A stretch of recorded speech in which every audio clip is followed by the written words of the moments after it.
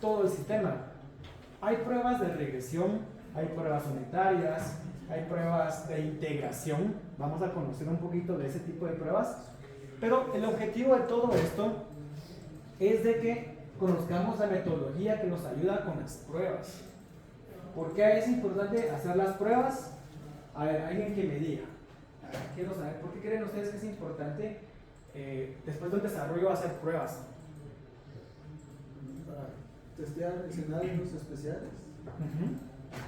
Puede ser de que alguna funcionalidad, yo no sé si les ha pasado de repente con algún mecánico o ustedes mismos les ha pasado, funcionaba algo, lo corrigieron, pero ahora se descompuso otra cosa. O a veces a uno mismo le pasa, o sea, compone algo y otra cosa termina afectada.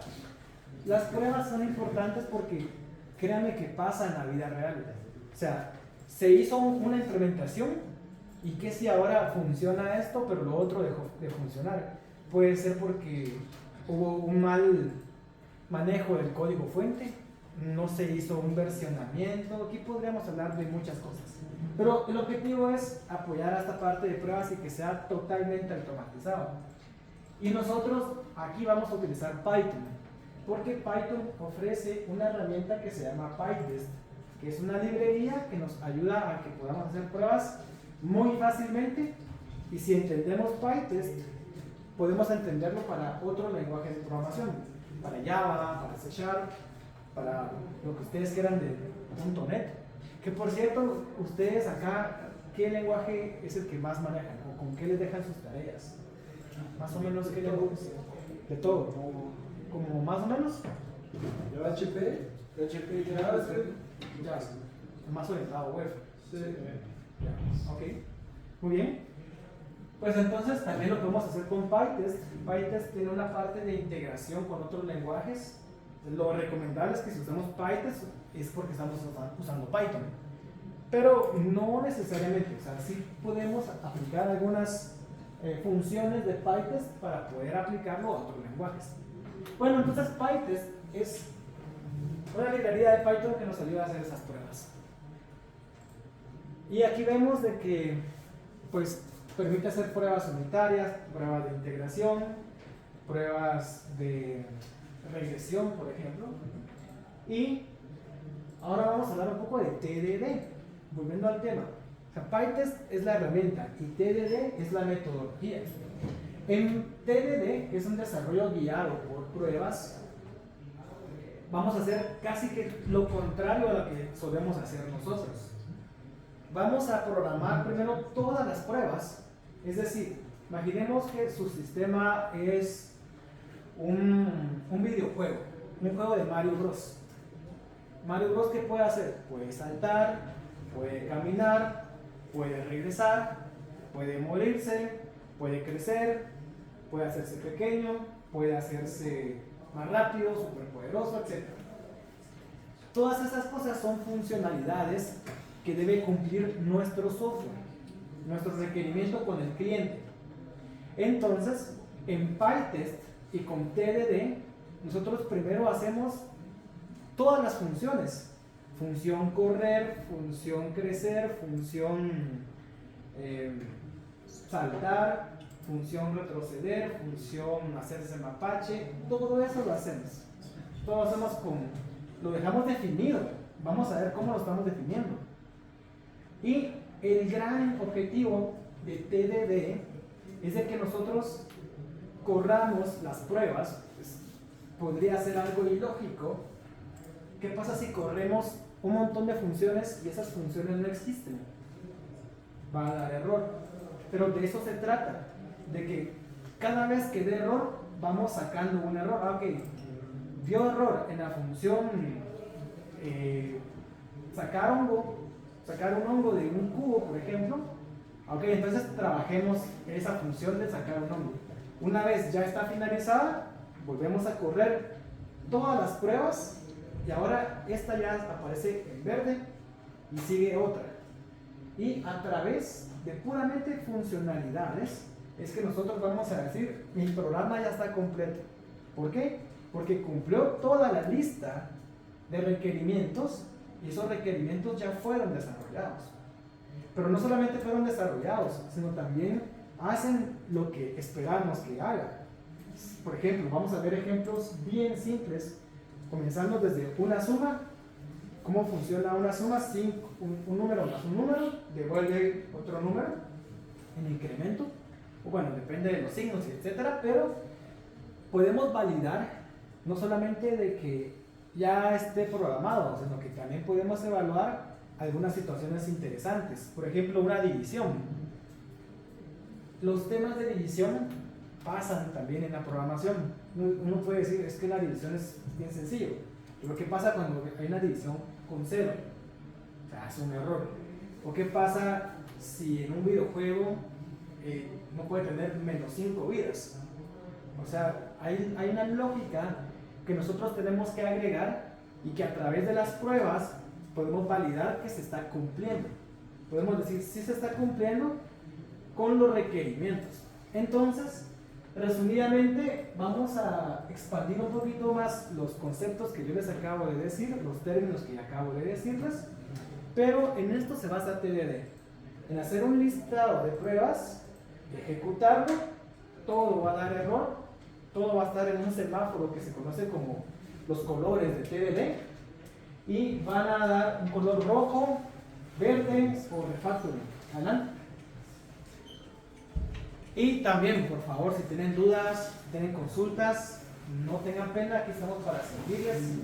Pueden levantar la mano, pueden opinar. Y bien, ¿cuáles son los beneficios de TDD? Primero, mejora la calidad del código.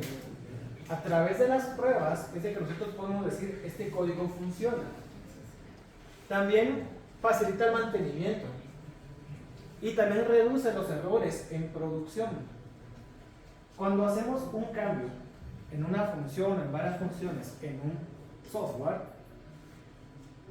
hay un listado de pruebas que correr siempre y a veces correrlas manualmente puede ser muy tedioso. Así como se crea un PDF, se copia hacia otro directorio y luego se borra del directorio original, y luego se convierte en imágenes, etc.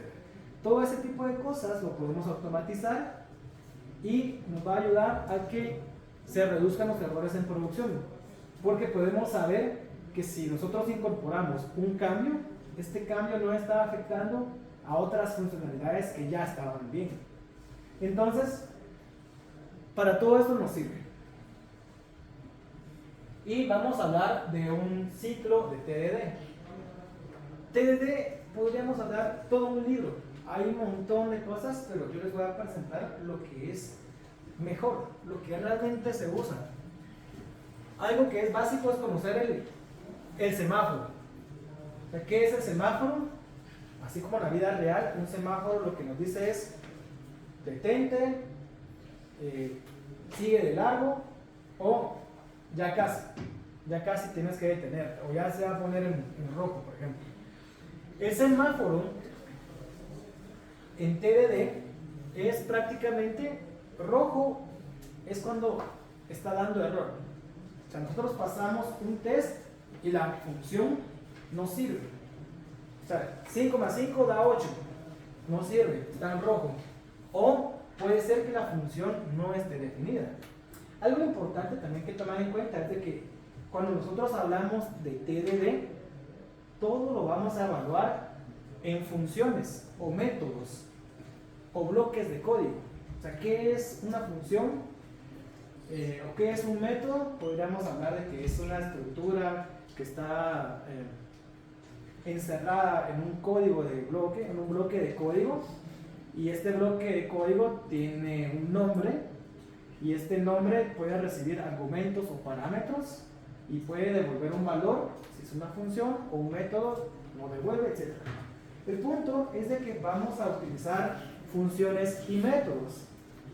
¿Alguien de acá no conoce qué es una función o qué es un método? Porque en TDD todo va a ser funciones y métodos. Entonces, cada función que yo haga tiene que tener un test, porque sería ilógico, aunque en la vida real no es tan ilógico, que yo tenga una función que no se use. sea, ¿para qué estoy creando una función que no la voy a utilizar? En la vida real pasa porque usamos otra función y la dejamos ahí, más adelante puede servir, pero es una mala práctica. O sea, a veces puede servir comentarla o borrarlo. O sea, ¿para qué tenemos código ahí que solamente está ocupando espacio o que puede llegar a confundir? Entonces, regresando al tema del semáforo, todas las funciones se van a evaluar y al inicio todas las funciones van a ser marcadas en color rojo, porque primero hacemos las pruebas y luego hacemos el desarrollo. Cuando ya comenzamos a tener una estructura de trabajo, ok, vamos a comenzar con esta secuencia de funciones. Cuando ya tenemos eso, las funciones van a ir cambiando de color, van a ir pasando a verde. Pero, por ejemplo, si yo tengo que hacer una suma de números, puede ser que yo esté, mejor dicho, una multiplicación. Puede ser que yo esté haciendo la multiplicación con una X, por ejemplo, o que esté haciendo un for con n cantidad de veces. El punto es de que en verde solo queremos que funcione, queremos que sume, queremos que multiplique. No importa si el código no es eficiente, solo simplemente queremos salir como que del paso, funciona, ya salimos de la verde y ya, siguiente función. Por ejemplo, que yo tuviera un código que tiene 10 funciones, esas 10 funciones se van a evaluar, pero al principio van a ir como que saliendo del paso, funciona, funciona, funciona. Luego ya viene la etapa de refactor. El refactor es hacer que el código sea eficiente. Por ejemplo, yo podría tener incluso una prueba verde que me divida 5 dividido 5 es igual a 1, funciona. Pero cuando yo le pongo otro escenario de 5 dividido 0, va a fallar. Entonces puede estar en verde, pero el refactor va a consistir en que yo tenga que hacer modificaciones a una prueba que ya estaba en verde, que ya estaba funcionando, pero que la voy a optimizar. Entonces, realmente, esta metodología lo que nos permite es tener una retroalimentación de cómo está funcionando el sistema. Ahora bien, vamos a ver si más adelante creo que lo indico. Bien, hay algo importante que tomar en cuenta acá en TDD, pero se lo voy a comentar mejor de último, porque yo creo que ustedes lo van descubriendo. Entonces les voy a hacer una pregunta, esta misma pregunta se los voy a hacer, pero yo quiero que ustedes vayan pensando en qué situaciones esto podría realmente funcionar, y hay que ser claro también en qué situaciones no puede funcionar, o no es que no funcione, sino que podría tener ciertas desventajas. Cuando hablamos de TDD, vamos a conocer lo que son las fixtures, vamos a conocer varios términos, y prácticamente son conceptos que nos van a servir para poder programar. Por ejemplo, las fixtures lo que nos ayuda es para que podamos preparar en el ambiente de pruebas parámetros que usamos siempre. Por ejemplo, la conexión a una base de datos. Siempre le vamos a poner el string de conexión, vamos a ponerle el usuario, la contraseña, la base de datos, el puerto. Entonces, una fixture me permite a mí poder tener esos datos, digamos, hardcodeados, o mejor dicho, quemados, ahí estáticos. Entonces, yo puedo reutilizar las fixtures en varios tests. Por ejemplo, yo tengo 10 funciones, puedo utilizar un fixture para esas 10 funciones y no tener que estarlo copiando cada una de esas. Para eso me sirve, para preparar un contexto. Las aserciones. Yo no sé si ustedes han visto el comando assert o la instrucción assert, pero prácticamente la instrucción assert lo que hace es decir si es verdadero o falso. Es como que evalúa una situación. Por ejemplo, 5 más 5 es 10. Si le ponemos un assert, va a decir sí. O sea, el assert solo responde sí o no. No sabe de qué está hablando. Por ejemplo, yo le puedo decir rojo es igual a rojo, me va a responder que sí. Yo le puedo decir, blanco es igual a perro. No, o sea, lo que hace es evaluar y devolver sí o no. Entonces vamos a ver en las pruebas que vamos a hacer, vamos a ver mucho la palabra hacer. ¿Pero qué es hacer? Evalúa una operación, evalúa un contexto y devuelve true o false. Y las pruebas parametrizadas. El concepto de pruebas parametrizadas nos ayuda a poder mandarle una serie de ejemplos y una serie de parámetros, como lo dice el mismo concepto, a nuestro test y darle una respuesta. En el ejemplo que vamos a ver, por ejemplo, tenemos ahí 5 más 5 es 10 y menos 5 menos 5 es menos 10 y menos 1 más 1 es 0. O sea, le estamos enviando varios ejemplos como que fuera un mecanismo de aprendizaje de inteligencia artificial. Estamos enseñando, estamos como entrenando casi. O sea, le estamos diciendo qué es válido y qué no es válido. Y también podemos manejar excepciones. ¿Ustedes saben para qué es una excepción? ¿Alguien que me diga qué es una excepción? ¿Para qué sirven las excepciones? Un ejemplo. Capturar un error. Capturar un error. ¿Como cuál, por ejemplo? Por ejemplo, en Java existe la excepción de null pointer exception, que es cuando se apunta a una posición que no está dentro de una red. Muy bien. ¿Y qué comandos, qué instrucciones usan en Java para excepciones? Try Catch, finally. Muy bien, excelente.